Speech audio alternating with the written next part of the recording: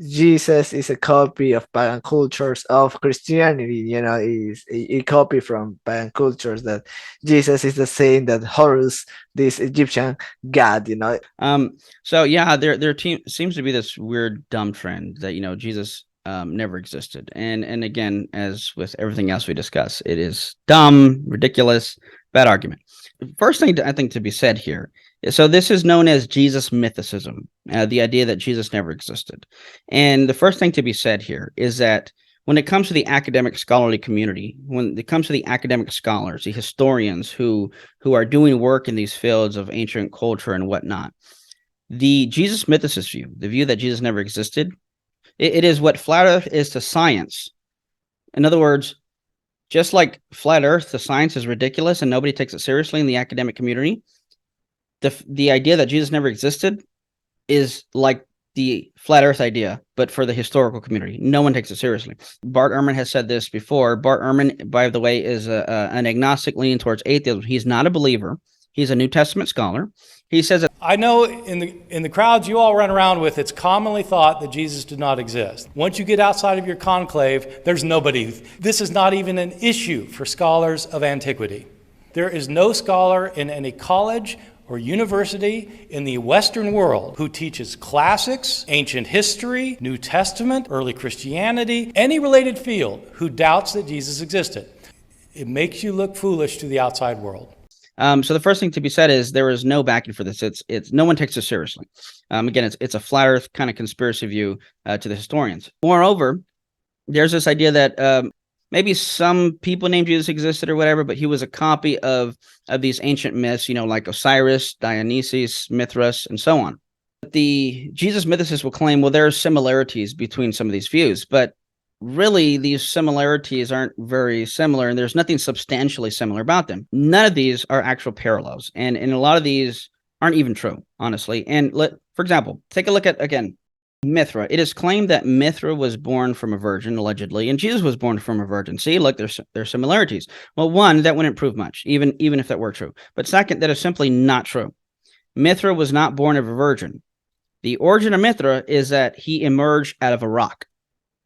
Now, you could say that rocks are virgins, but not for any reasons that are relevant to what it means to be a virgin. So even there, again, these are not similarities. So no similarities. No one takes it seriously in the academic community, and there are no substantial similarities. Now, in Lincoln's book on the resurrection, I believe it's in the resurrection, he says, since the details of stories are vague and unlike Jesus' resurrection, today's scholars would not regard these stories as parallel. The first account of a dying and rising God that somewhat parallels the story of Jesus' resurrection appeared at least 100 years after the reports of Jesus' resurrection. So in other words, even if there were any of these alleged similarities or whatever, these don't come till 100 years after the resurrection, so they could not have been copies. If anything, it was a reverse. Nevertheless, let's do this now. Let's concede for the sake of argument that there are similarities. What would this prove? Well, nothing. At least nothing important. And here's why. I'm going to tell you two stories, and I want you to tell me what you think these stories are about. So here's the first story. There was an instance once, and this is a historical true story, of a plane that took off from Massachusetts just after 9 a.m., shortly before 10 a.m., and it flew into one of the tallest skyscrapers in New York City, and it hit between the 78th and 80th floor. Now, which event do you think I'm talking about? The 9/11, right? Well, yeah, but actually, no. I'm of course I'm clearly talking about the B-52 bomber plane that crashed into the Empire State Building on July 28th, 1945, years before Twin Towers. Now, like you said, most people are going to think of 9/11, but this is actually an entirely different historical event that took place in 1945. Are there similarities? Yeah, there's remarkable, interesting similarities.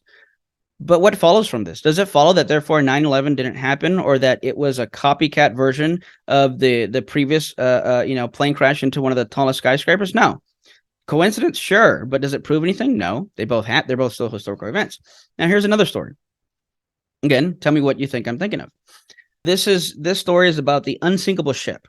Over 100 years ago, there was a ship sailing over the Atlantic on an April evening, and then the ship hit an iceberg, and it sank, and it killed more than half of its passengers, drowned because there was not enough lifeboats. And the name of the ship starts with a T.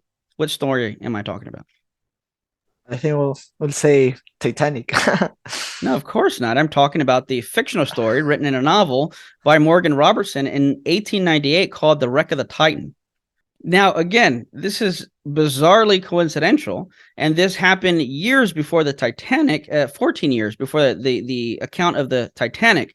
So this was written in a fictional book 14 years before the Titanic. But again, unsinkable ship, hits an iceberg, not enough light bolts, ship starts with a T. Now, again, what follows from this? Does it follow that the Titanic never happened? No. Does it follow that the Titanic was just a mythical copy of the previous? No. So again, in summation, historical scholars regard these claims as false. They don't give any weight to them. There are no substantial parallels. Any alleged parallels that somewhat parallel these stories of Jesus come 100 years after Jesus' reports of resurrection. And even if we grant these parallels, nothing is proven or disproven by them.